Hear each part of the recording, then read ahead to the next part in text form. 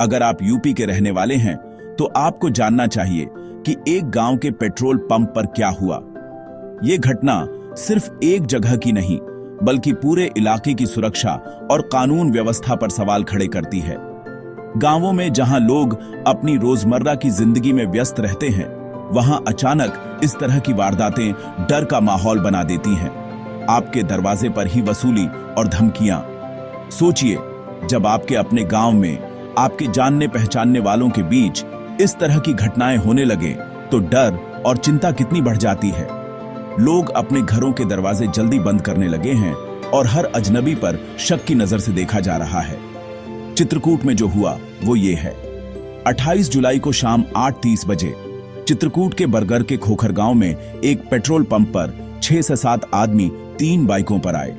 ये लोग गांव के लिए अनजान थे, लेकिन उनके इरादे बहुत खतरनाक थे। गांव के लोग उस समय अपने अपने काम में लगे थे। किसी को अंदाजा नहीं था कि कुछ ही पलों में माहौल बदल जाएगा। उस शाम गांव में आम दिनों जैसी हलचल थी। बच्चे खेल रहे थे, लोग चाय की दुकानों पर गपशप कर रहे थे। लेकिन पेट्रोल पंप पर जो होने वाला था उसने सबको हिलाकर रख दिया। पहले उन्होंने आम ग्राहकों की तरह बर्ताव किया, सिर्फ 100 रुपए का पेट्रोल मांगा। पंप के कर्मचारी भी उन्हें सामान्य ग्राहक समझकर पेट्रोल भरने लगे। किसी को शक नहीं हुआ कि ये लोग कुछ गलत करने वाले हैं। लेकिन उसके बाद जो हुआ उसने सबको चौंका दिया। अचानक उन लोगों ने अपना असली चेहरा दिखाया। पंप के स्टाफ को समझ ही नहीं आया कि ये सब इतनी जल्दी कैसे बदल गया। उन्होंने पंप के गनमैन और मैनेजर से 20,000 रुपए महीने की प्रोटेक्शन मनी मांगी। ये कोई मामूली रकम नहीं थी और इस तरह खुलेआम वसूली की मांग गांव में पहली बार हुई थी। उनका पैगाम साफ था, पैसे दो वरना तुम्हारा पेट्रोल पंप नहीं चलेगा। ये धमकी सिर्फ पैसे की नहीं थी बल्कि पूरे गांव के लिए एक चेतावनी थी कि अब अपराधी बेखौफ हो गए हैं। जब स्टाफ ने हिचकिचाया तो धमकियां बढ़ गईं। उन्होंने चेतावनी दी कि वे कुछ दिनों में वापस आएंगे और अगर उन्हें पैसे नहीं मिले तो जान को खतरा हो सकता है।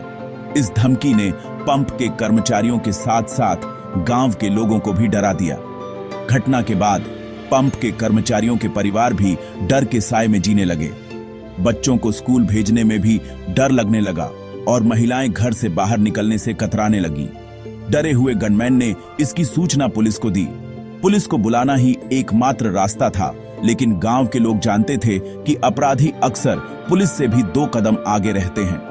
रीवा, मध्य प्रदेश के कल्लू और विनय नाम के 2 संदिग्धों का नाम लिया गया। 6 से 7 अज्ञात साथियों के खिलाफ भी मामले दर्ज किए गए। पुलिस ने तुरंत कार्रवाई शुरू की, लेकिन अपराधियों का नेटवर्क बहुत फैला हुआ है।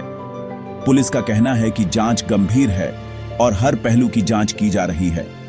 लेकिन गांव के लोग अब भी डरे हुए हैं क्योंकि उन्हें नहीं पता कि अगला निशाना कौन बनेगा। पूरे इलाके में डर फैल रहा है। लोग एक दूसरे से फुसफुसाकर बात कर रहे हैं और हर कोई अपने परिवार की सुरक्षा को लेकर चिंतित है।